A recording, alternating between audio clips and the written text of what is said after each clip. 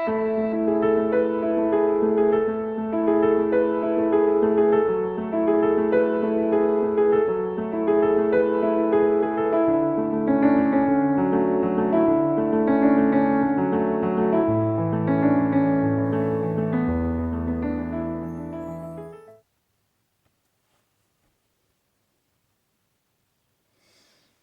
how's it going, everybody? Shawn Malzahn here with the Green Rose Organization. Today we're going to talk about character development a little more. This is lesson 2 of the character enrichment course, which is part of the Green Rose self-improvement workshop. Last lesson we talked about what character was and why it's important. And today we're going to talk about the differences between character and personality. So let's get right into this. Character and personality are distinct, yet interconnected aspects of who we are. And here's how they differ. Character refers to the moral and ethical qualities that define a person's core values and behaviors. So we have 3 terms here, and I think we touched on them briefly in the last lesson, but if you're just tuning in now, I'm going to cover them real quick. Moral, when we talk about that, essentially is the sense of right and wrong behavior.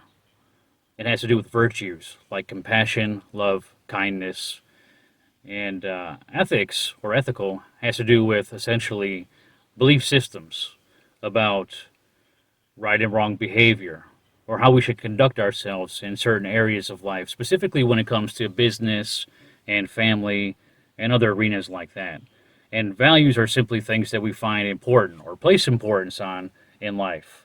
And ideally, those things should be moral principles and ethical systems of conduct.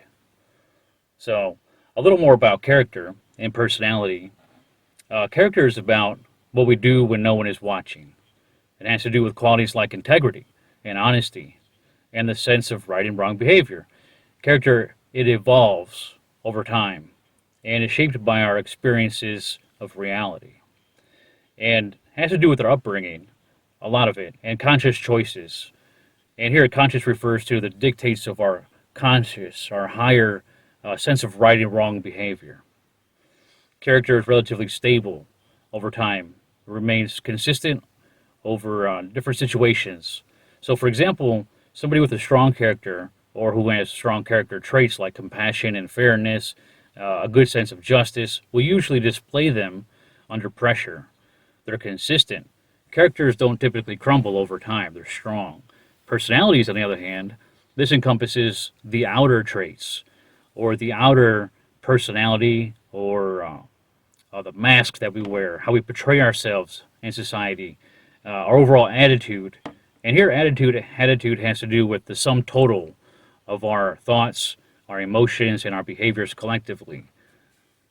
That makes up our attitude.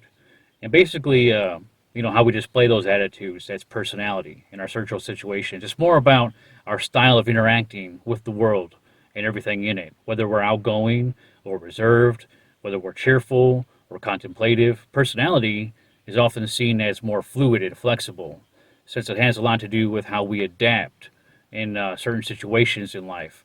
Personalities are more easily changed and help us adapt to situations quickly. It's a tool. It can help us depending on the situation that we're in. So, again, a societal tool or a mechanism. It's a reflection of character. And we'll talk about that briefly in future lessons to come. So, for instance, a person might be outgoing in one situation but more reserved in another situation. And that's an example of how personalities change in different situations or areas in society. So think of character as the foundation, of our inner values, that bedrock, while personality is the expressive reflection of character, of those values and beliefs. However, they both work together to form a complete picture of who we are in totality. Now, here's some elements of a good character foundation, something to look for in ourselves and in other people to help us discern or identify character when we see it. So building a strong character foundation is crucial for personal growth and development and for earning the trust and respect of other people. Now, here are some key elements that form the bedrock or the foundation of a solid character. We have integrity, acting consistently with moral and ethical principles, essentially being honest and truthful, even when it's difficult or inconvenient to do so. Doing the right thing when no one's looking. Responsibility, or growing up, or owning up to one's actions and decisions, whether they're positive or negative. Holding yourself accountable for those things. That's responsibility. Following through on commitments and honoring obligations is also a reflective characteristic of responsibility. Then we have empathy, which essentially is understanding, a deep understanding of one's feelings and perspectives. So demonstrating kindness and compassion and the willingness to help others. Respect, or treating others with dignity and valuing their opinions, even when there's differences, is also a sign of the compassion. Essentially, practicing tolerance and considerate in all interactions, having courage, or standing up for what is right, even in the face of opposition and challenges, is a hallmark of character.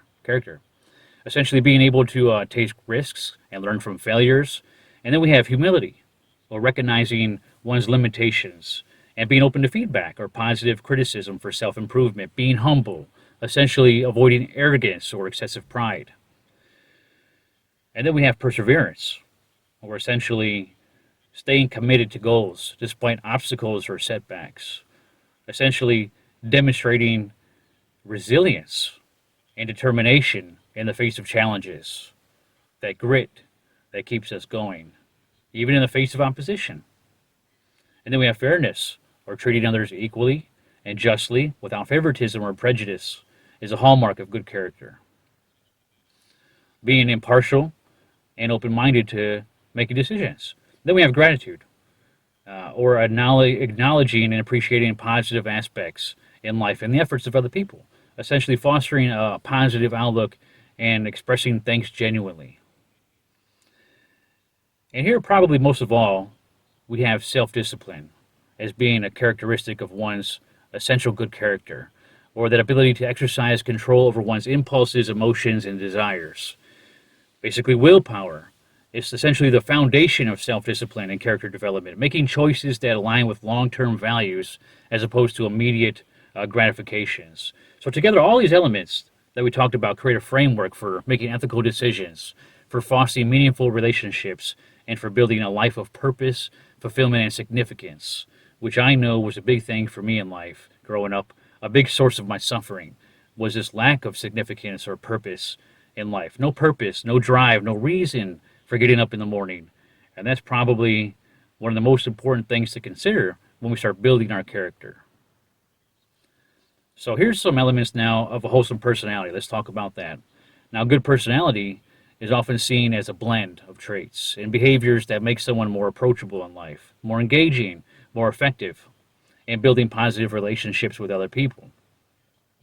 Here are some key elements that contribute to a well-rounded, appealing personality. We got positivity, or having an optimistic outlook and spreading good energy and joy amongst other people, essentially being able to uplift others and maintain composure in tough situations, serving as a role model for other people to imitate. And then we got confidence, or believing in yourself without crossing into what we might see as arrogance or excessive pride, essentially exuding self-assurance. That makes other people, feel secure around you. And then we got adaptability. That's being flexible. That's a hallmark of personality. Being open to changes and new experiences in life. Essentially thriving in diversity or diverse situations and handling challenges with grace. And then there's humor, or displaying a good sense of humor. That brings a sense of joy to other people. That's a reflection of good personality. Knowing how to laugh at yourself. Very important. And not to take things too seriously. Can't do that. Then there's communication skills, or having the ability to express your ideas clearly and to listen actively. Essentially being approachable and open and respectful in all forms of interaction. And then there's curiosity, or showing a genuine interest in learning and exploring new things in life. This is a personality trait, while essentially being enthusiastic and open-minded to different perspectives.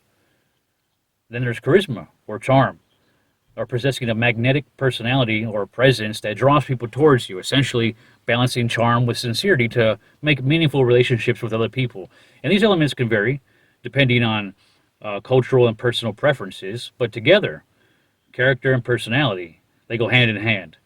They form a well-balanced and impactful um, overall person or human being.